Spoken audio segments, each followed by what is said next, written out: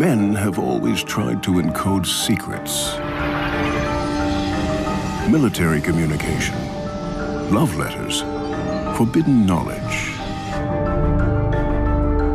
Sooner or later, most secret texts have been decoded. But among all of history's cryptic writings, one has stood out. This text has defied all attempts to unveil its secret for centuries. The Voynich Manuscript.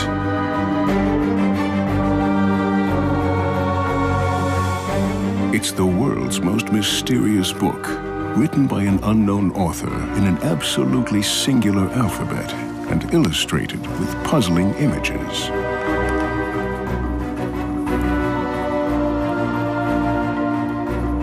What is the secret hidden between these lines?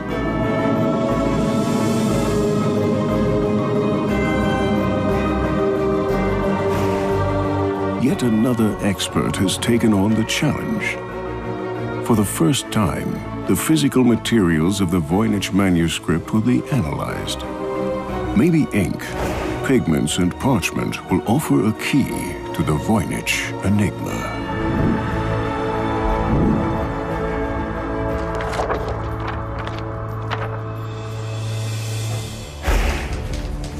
At the headquarters of the U.S. Military Intelligence Service, these experts succeeded in decoding Japan's so-called Purple Code. William Friedrich Friedman, the service's director, was one of the world's best cryptographers. For practice between jobs, Friedman and his team decoded historical cryptic texts. One by one, the codes were cracked.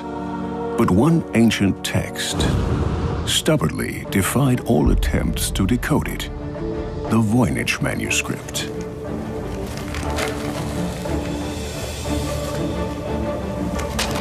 Unnerved, the cryptographers gave up. It's the only code they were unable to crack. Questions about the roughly 200-page manuscript with its inexplicable symbols had already been raised for decades.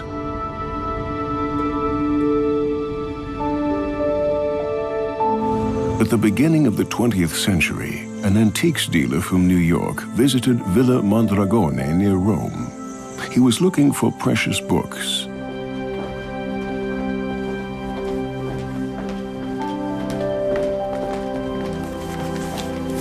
The name of the American dealer was Wilfrid Voynich.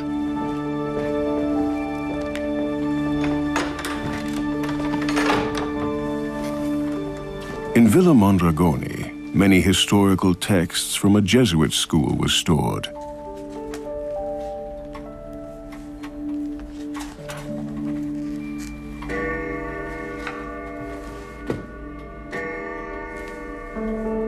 One of the trunks Wilfrid Voynich was allowed to inspect came from the estate of one of the most famous learned men of the 17th century, Athanasius Kircher.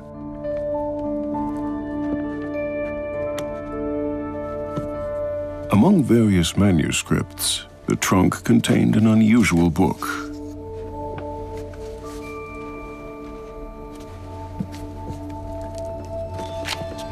Voynich bought the manuscript and tried to decipher it for the rest of his life.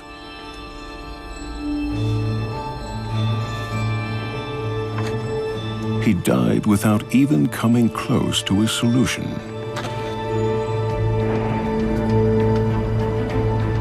After Voynich's death, the tome ended up at the Voynich Rare Book and Manuscript Library at Yale.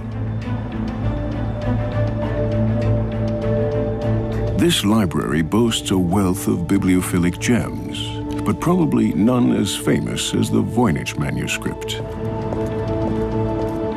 One of the leading experts on the Voynich manuscript is René Zandbergen. He has been working on it for years. Good afternoon. Good afternoon. Can I help?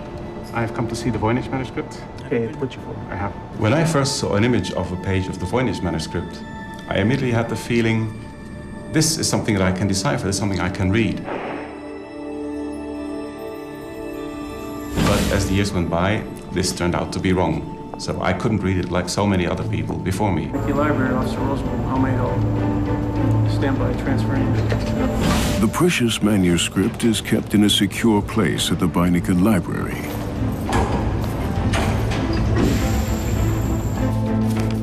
For the first time, René Zandbergen can inspect the original.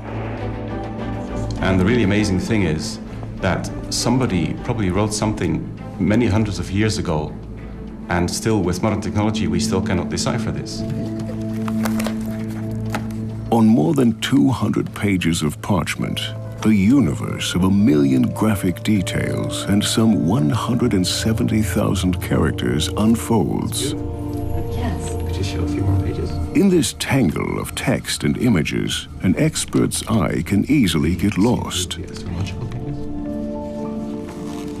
And then there were the drawings of the strange nymphs, yes. Yeah. The other interesting thing about the manuscript is it allows for so many different interpretations. There are so many drawings, so many figures. You can think of any theory and you will find evidence in the manuscript that fits this. This is really amazing. A closer look, however, makes the manuscript appear somewhat less confusing.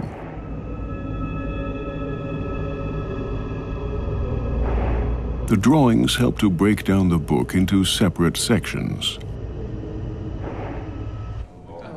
Restorator Paula Zayat has spent many hours over the manuscript. Now we can't read the text, but we can guess probably what the book is about from the illustrations. So it seems to consist of several sections. I'd say the greater preponderance of text in this book has to do with botanicals, herbals.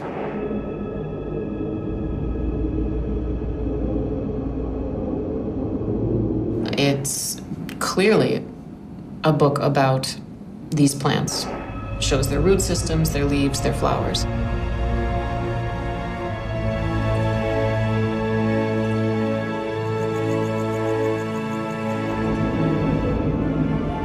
Some of the drawings even seem to be inspired by reality.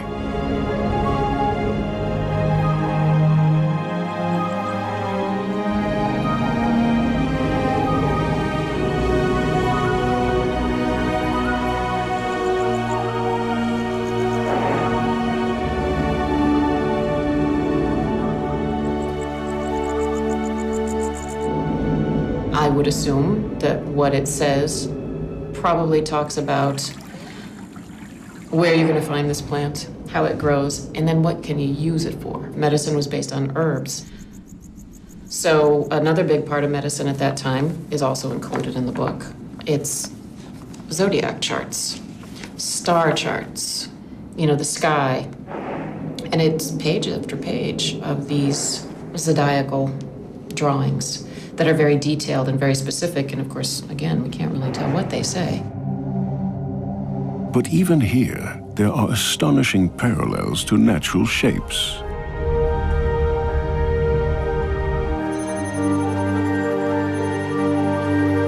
Some of the book's pages also contain optical phenomena. If set into a spinning motion, these illustrations come to life.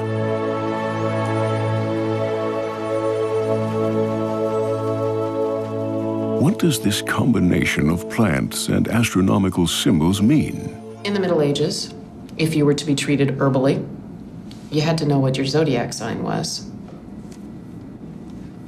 And then there's the ladies. They start a little later on. Ladies tumbling through pools of green water. These bathing scenes are particularly puzzling. Could this be taken as a hint at a collection of recipes for a bathing cure, or even at the secret of the Fountain of Youth? Other illustrations seem to support that view. And then it's followed by this section towards the end. I guess it looks like recipes, where things look as though this is how you need to cut up your herbs that you've just seen on the preceding pages, and this is what you need to cook them in, perhaps, or pound them with. So I don't know. I mean, just to someone who knows nothing at all, it sure looks like an herbal, a medical book.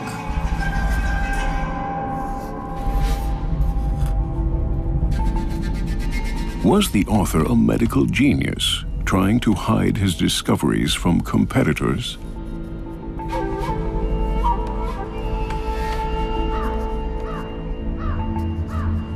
Or from the Holy Inquisition, which would often rigorously root out new knowledge?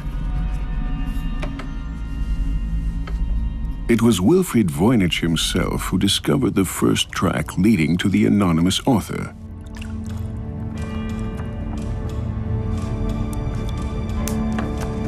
He was busy making reprographs of the original when, by accident, an item appeared that had been invisible.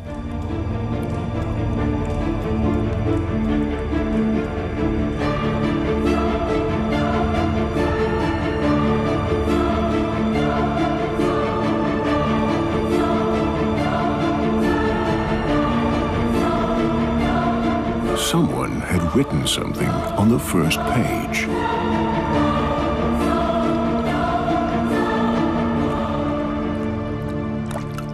The words had been scratched from the parchment, but under ultraviolet light, traces of ink become visible. But I can see a T. T starting with tip in it. And something underneath.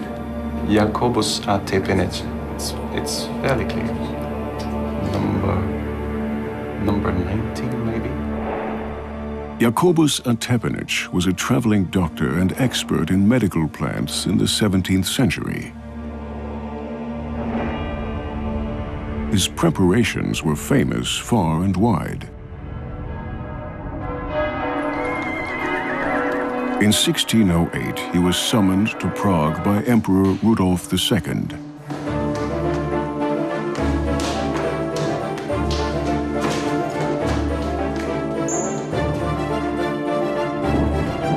The emperor often suffered from depression and melancholia. Tepinich's famous herbal extracts were to relieve the monarch's distress.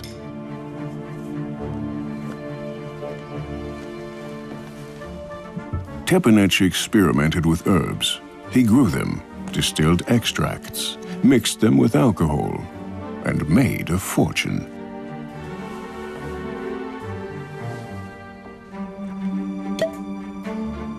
His alcoholic remedies seem to have buoyed the emperor's well-being. To thank Tepinich, the emperor raised him to the gentry and appointed him imperial chief distiller.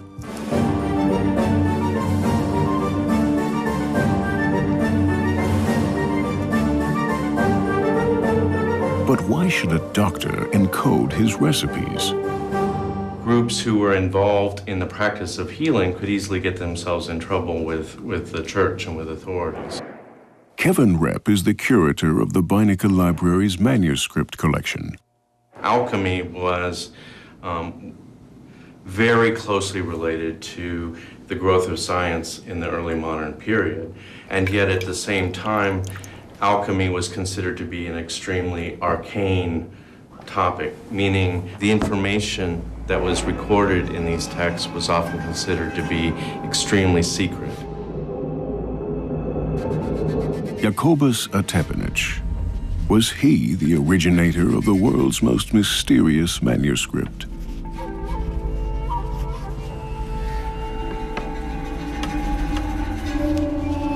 Concerning the plant illustrations, one will notice that most of them do not correspond to any natural plant. Details are out of proportion or reminiscent of parts of the human anatomy or of abstract symbols. They appear to be allegorical images rather than botanical illustrations. This type of plant representation dates back to the Middle Ages. The medieval tradition was not to represent them realistically or naturalistically, but rather to represent them in terms of the powers that these particular plants possess. However, in the early 17th century, illustrations were different. Plants were depicted in a much more realistic manner. If we're talking about a book that was written in the 16th or 17th century, you would expect it to be much more similar to a book like this. This book is from 1562, and as you can see, there's a much greater emphasis made on precision. You can identify these plants.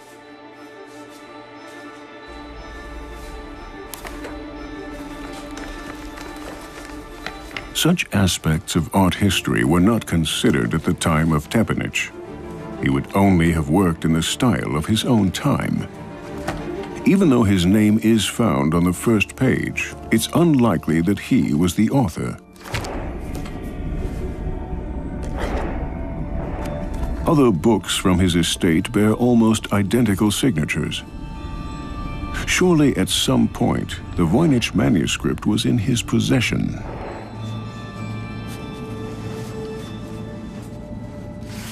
But the manuscript must have been written at a much earlier time. One decisive hint comes from a letter that was found together with the manuscript. This is a very important letter. It was written in 1665 by the Bohemian doctor Johannes Marcus Marci. He is sending it to his good friend Athanasius Kircher in Rome, who was a universal scientist and believed to be able to understand all languages in the world. Marci sends him the book in order to have it translated. The interesting thing is that in this letter we also learn a bit more about the past of the manuscript. Marci heard from a friend that it was once bought by the Bohemian Emperor Rudolf II of Habsburg for the sum of 600 ducats. Emperor Rudolf II was known for sponsoring the sciences. However, in his day, no distinction was made between natural science and magic.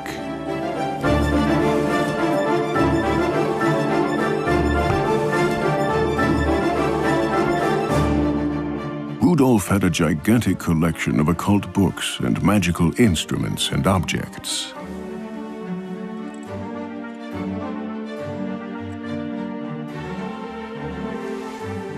He spent huge amounts of money for his collection, which also included the Voynich manuscript. When Rudolf died, he left behind great debt. Jacobus Tepenich seems to have been one of his creditors.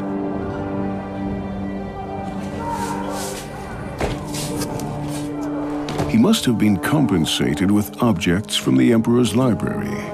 This is how the Voynich manuscript probably came into his possession.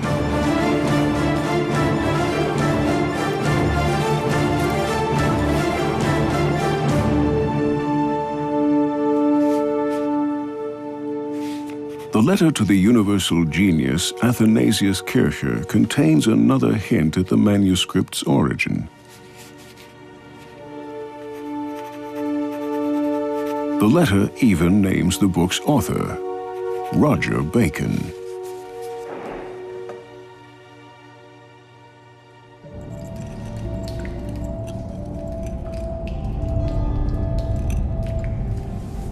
Roger Bacon was a famous English learned clergyman in the 13th century with a telling sobriquet, Doctor Mirabilis, the miracle doctor.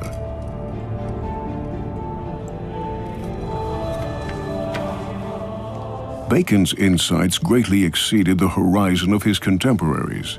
His urge for new discoveries frequently got him into conflict with the church.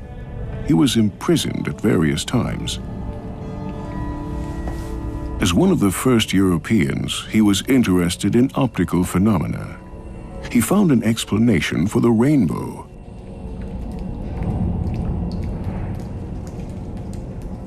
He also experimented with the reflection and refraction of light.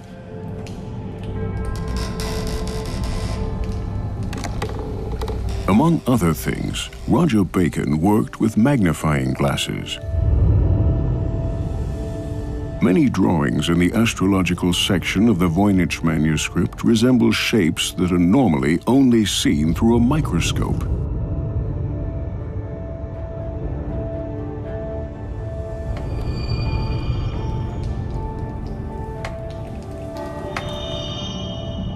Are these the very first insights into a heretofore hidden world?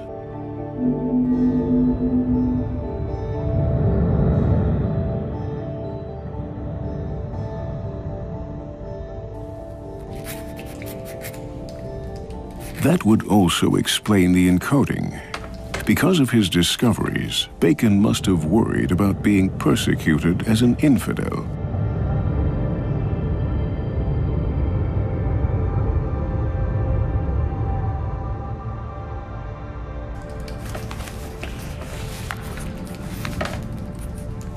Roger Bacon experimented with lenses to correct visual problems.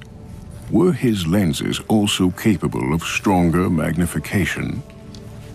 The interesting thing is that Richard Santa Coloma has investigated the optical phenomena contained in the manuscript. At the time of Roger Bacon, the microscopes did not exist that could make the type of detailed observations that are seen in the Voynich manuscript. It wasn't until the early 17th century when Cornelius Drebbel developed a complex, sophisticated twin convex lens microscope where we would be able to see the types of things which seem to be reflected in these images. So do you think this could be a kind of scientific notebook? Well, I did think at first that it may be some type of notebook with actual observations through the microscope and microscopic experiments by Cornelius Drebbel. But over time, I came to believe more that the Voynich was a fantasy document. There were too many fantasy elements. In fact, most of the illustrations appear detached from conditions of reality. Do they reflect a longing for a place of fantasy? A place that 17th century minds imagined somewhere in the deep past? Well, at the time that Cornelius Drebbel was in London, there was a tremendous interest in the idea of the ancient book of mysterious knowledge. If anyone were to create such a book as the Voynich, they would have ended up with a very valuable document that would have garnered them great prestige and possibly been able to sell for a great deal of money. So perhaps the Voynich manuscript is a purely decorative object, a perfectly created illustration of a mysterious ancient book. Even today, looking through a microscope can open up new perspectives. Paula Zayats is surprised by the perfect technical execution of the illustrations and text characters. And not only that. The surface of the parchment is very smooth and undisturbed. I don't see any abrasion. I don't even see any corrections. In other words, 200 pages of text have been written without the slightest error, an almost superhuman feat. This raises a suspicion. There's only one source of information about the discovery of the manuscript: Wilfrid Voynich himself. Perhaps this successful dealer in antique books could not resist the temptation of creating such a singular, extremely precious book by his own hand. Several people have suspected that Voynich could have been a fraud. Very wide page. It's all the different signs of the zodiac. Meanwhile, modern materials science has the tools to find out. Microscopy expert Joseph Barabi will investigate the manuscript. He and his team have exposed numerous forgeries. To determine whether an old manuscript is genuine or a much later forgery, what would you be looking for? Which are the indications that would help you? Well, the first thing we would do is look at it and see if any of the working methods are inappropriate for the time period. But mostly we would be looking at the materials. So let's look for a page with some good pigments. Okay. We have many choices here. They're all looking pretty good. Through the microscope, the manuscript's hidden beauty is revealed.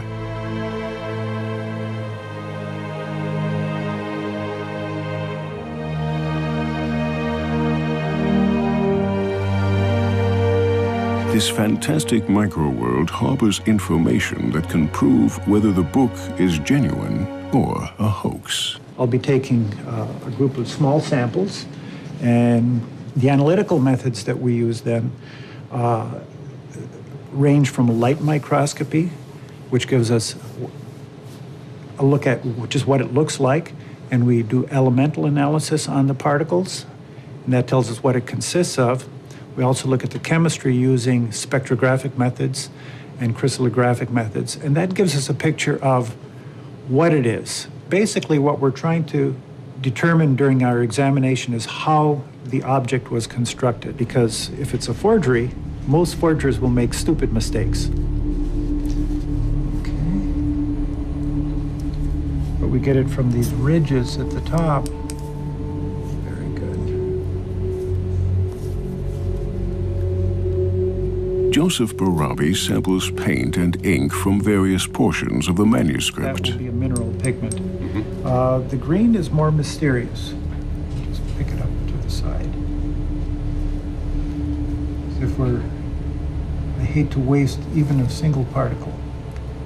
So what we found was that the ink is in iron gall ink, and we found that it was made in several different batches because the constituents vary somewhat from batch to batch. The blue is azurite, ground azurite, a very beautiful mineral pigment.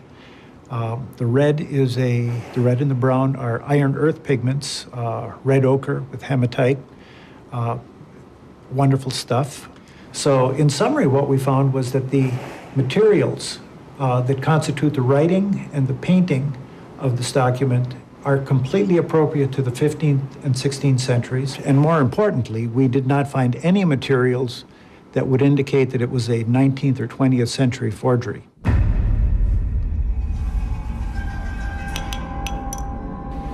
The paints and inks are proof that the Voynich manuscript is authentic. Centuries ago, color pigments were extremely costly. Preparing the colors was a matter of complex knowledge and skill.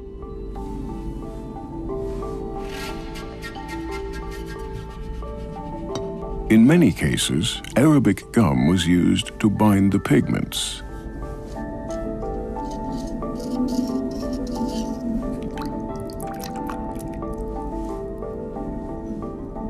Painting with mineral pigments is a technical challenge.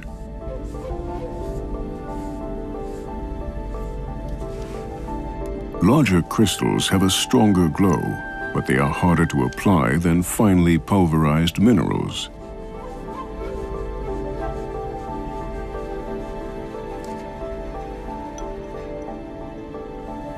To get bright hues, as in the Voynich manuscript, the colors have to be applied with great care. In this, the artist was certainly skilled.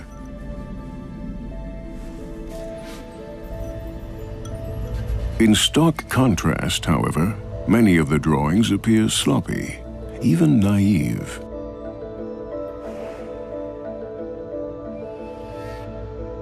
Many figures in the manuscript, such as this little dragon, or the red-cheeked women, seem to be creations of an infant's hand.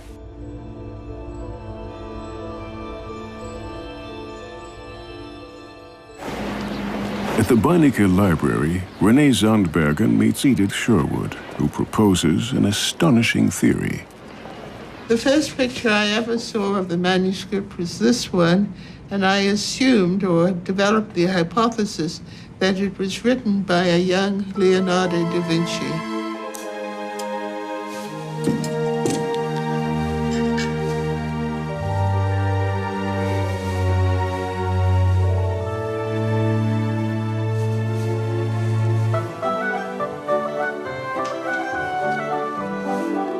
Leonardo was a gifted child growing up in a wealthy family.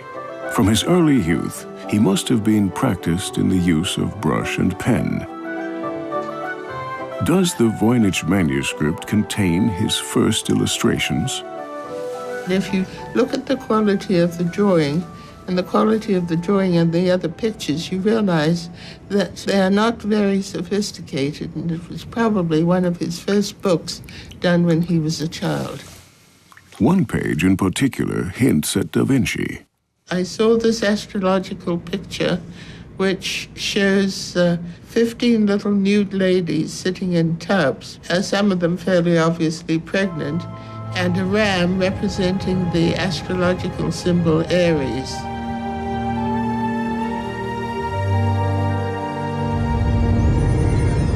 Aries symbol could stand for the month of April.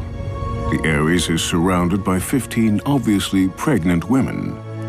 If each woman represents one day, the illustration could signify April 15th. The women are holding up stars, symbols of birth. One of the women is holding her star on a striped ribbon. She is standing in a 10 o'clock position. Has Leonardo da Vinci symbolized an important event? I was left with the impression that it was probably represented the birthday of Leonardo da Vinci.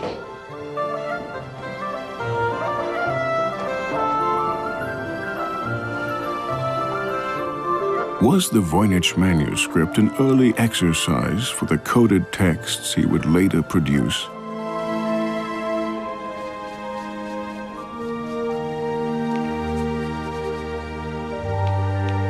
Leonardo was a genius, one of the greatest artists in human history.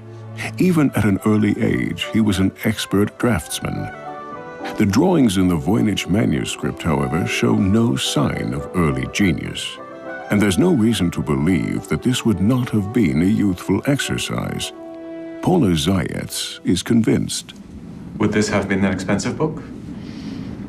This book might have been a very expensive book. The pigments, particularly the mineral pigments that are used throughout, are of very good quality, especially as evidenced by the fact that we can still see them bright and clear. Parchment gets more expensive the larger the sheet. And this book contains a number of foldouts, including a full-page foldout, which is pretty unusual. When you start moving into parchment that are this size and larger, it has to be taken from the center of a piece of skin. That alone costs money. So you had to have someone with the means to obtain a fair quantity of good quality parchment, good quality pigments, and the amount of time that it would take to do this, it really could be a couple of years worth of work. Apparently, the unknown author invested years of his life in a book which must have cost a fortune to produce. The information he put into it must have been of great value. So great, in fact, that it had to be encoded. What ways of encoding did the author have?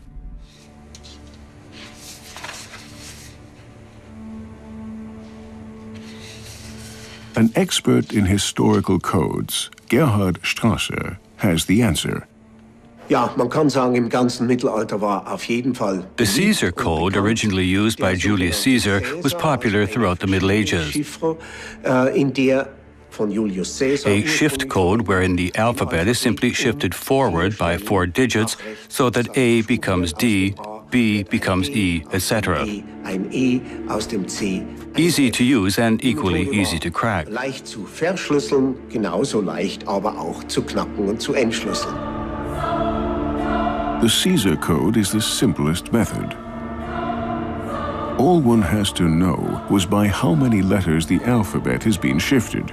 To crack it, it takes a maximum of 25 attempts. Sicher war sie bestimmt nicht, deswegen schon 1330. It was by no means safe, so around 1330, the papal court tried to create a code book, wherein strategic key words like pope, church, or king were replaced by single characters. Oder Rex, der König, mit einzelnen Buchstaben belegte.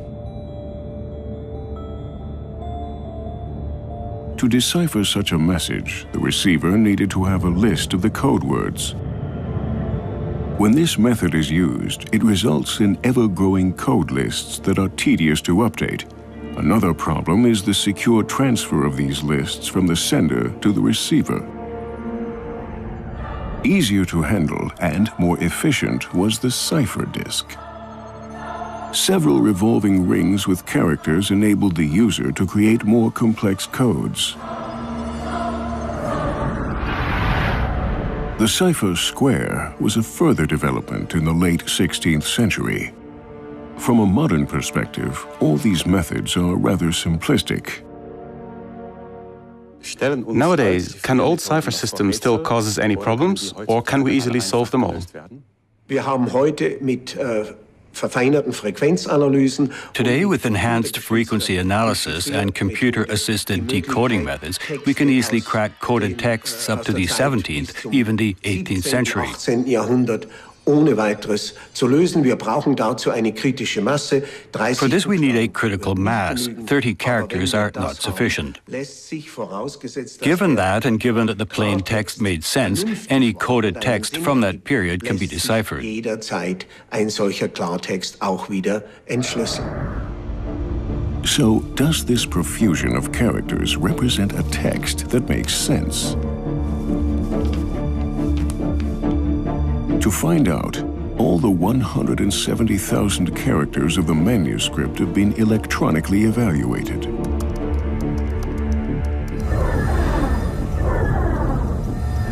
The distribution pattern of each character could then be compared to known patterns of natural languages.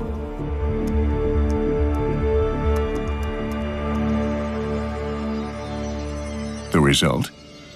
Some characters do occur more often than others, like, for instance, particular vowels in European languages. However, most elements of the Voynich text do not correspond to the phonetic patterns of any natural language.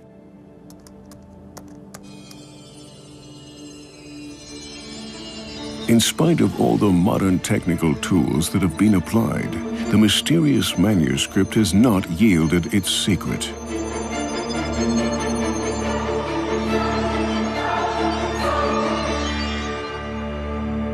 The code remains uncracked.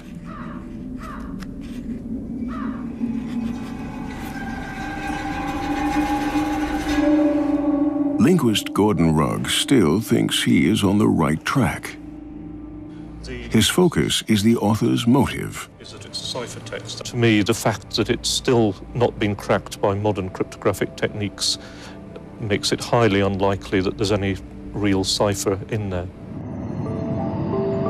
So the Voynich manuscript may not even be an encoded message.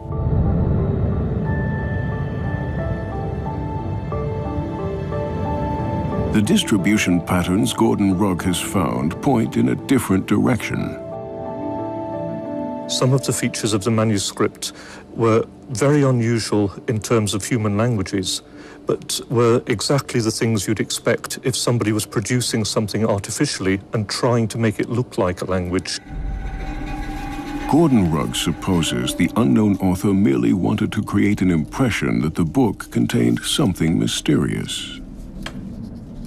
For this purpose, he may have used historical codes. One simple method is to use a thing called a cardan grill.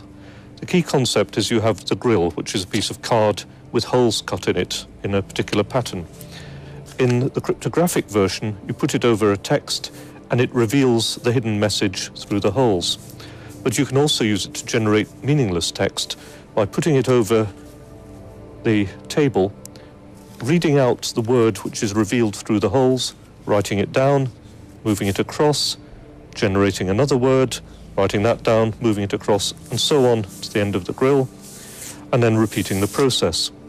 So using that method, you could generate text very swiftly and very efficiently, as fast as you could write it down. This would explain why the world's best cryptographs have failed to find a message. But who would produce such a book? The most likely suspect is an Elizabethan adventurer called Edward Kelly. Edward Kelly originally came from England. He was the town scribe of his hometown, but was fired for forging official documents. Allegedly, he had an ear cut off for punishment, a fact he hid for the rest of his life with hairstyles and hats. Kelly left England by the late 16th century and traveled the cities of Europe, pretending to be a learned man. As for why he might have done it, there are several possible explanations. One possible explanation is simply money. The Voynich manuscript was bought by Emperor Rudolf II for a very large amount of money. So if you could produce a manuscript that size quickly and efficiently, you could make a large amount of profit by selling it to Rudolf. Rudolf II had numerous scientists on his payroll, including crackpots, dazzlers, and imposters. Kelly saw his chance and offered his services to the emperor. He was an alchemist who claimed to have been able to produce gold from ordinary materials. Kelly claimed to be able to make gold with the help of his apparatuses.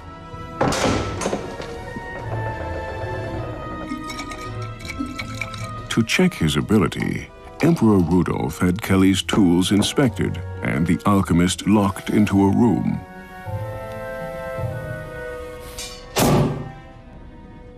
Kelly must have known that he was under observation.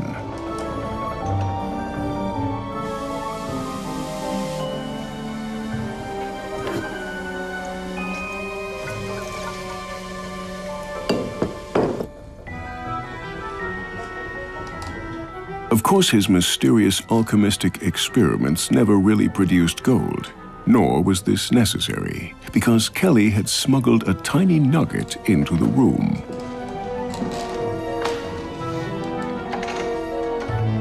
The emperor was obviously impressed. Kelly was hired.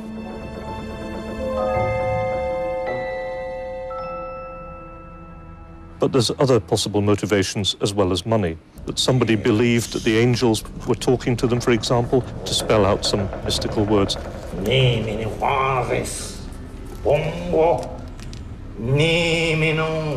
Kelly was experienced with such phenomena. On behalf of another Englishman, the mathematician John Dee, he contacted angels for some time. Of course, Kelly was the only person on Earth who knew the language of the angels, and so he was able to dictate their words to a thrilled John Dee.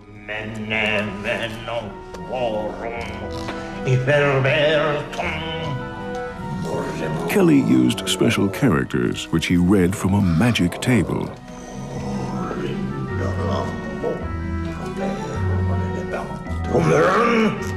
The angelic language, of course, was pure fantasy. Allegedly, their collaboration abruptly ended when the angels told Kelly that he and Dee were to swap wives. In Kelly's case, he had the means, the motive, the opportunity, and the personality to hoax it.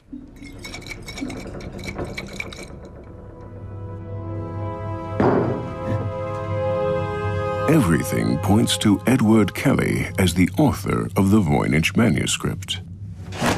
He had previously invented a fantasy language. With Emperor Rudolf II, he had a financially potent as well as gullible buyer of his mysterious writings and formulas.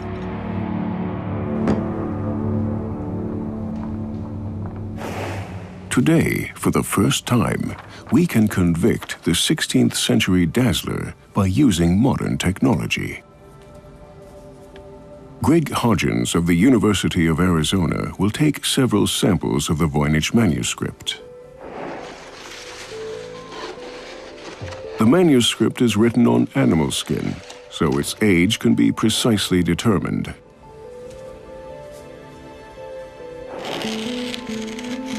Like any organic material, parchment can be dated by the radiocarbon method.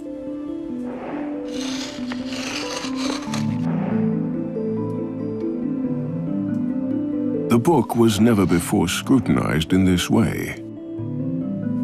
Since relatively large samples are needed, the radiocarbon test had been refused for a long time.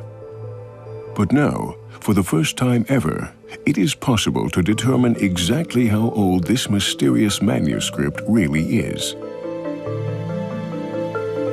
To ensure accuracy, Greg Hodgins takes 4 samples from 4 different pages. A few weeks later, the lab results arrive, and they bring a big surprise for everyone. So there are the 4 measurements from the 4 samples that we took from the Voynich manuscript. And as you can see, the dates are very tightly clustered together. It gives a picture of it being created in a relatively short period of time.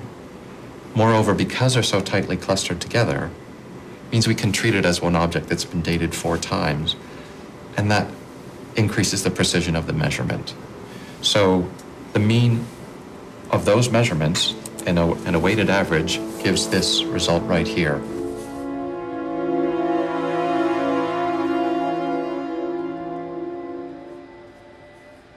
So at 95% confidence, we can say the age of the Voynich manuscript is 1404 AD to 1438 AD. This result is sensational. It overthrows all the previous assumptions about the manuscript's origin. Neither a Voynich nor Roger Bacon could have been the authors.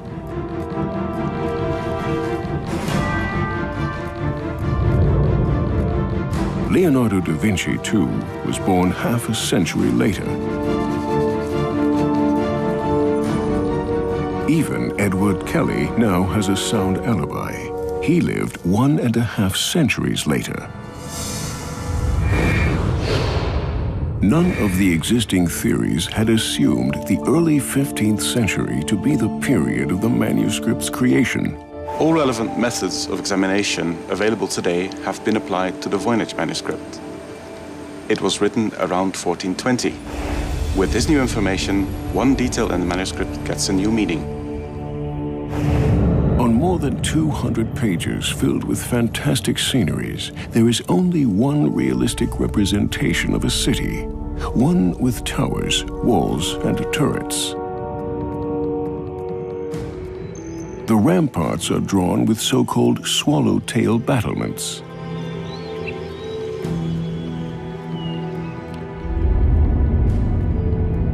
In combination with the manuscript's date of origin, these turrets take on a special significance.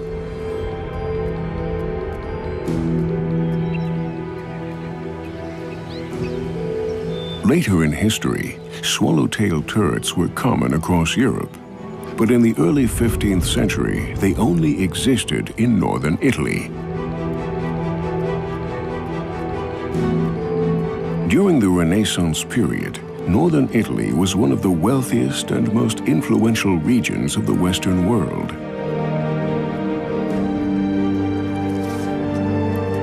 This is the historical background of the manuscript's creation. Up to now, the research about the Voynich manuscript lacked a historical anchoring point.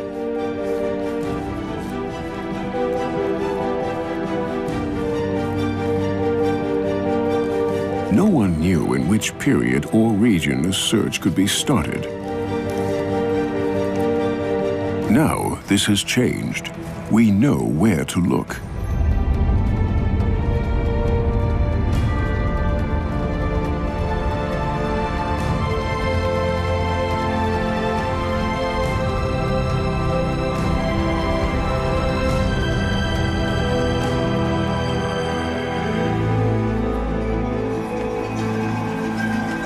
It will be exciting to see what further references to the mysterious manuscript will be found in the archives between Milan and Venice. Having dated the book is a major step forward, increasing our chances to really understand the Voynich manuscript one day. For the time being, the Voynich manuscript remains what it has been for the last 600 years. It's a hall of mirrors reflecting each researcher's own imagination, without ever allowing him a glimpse into its inner secrets.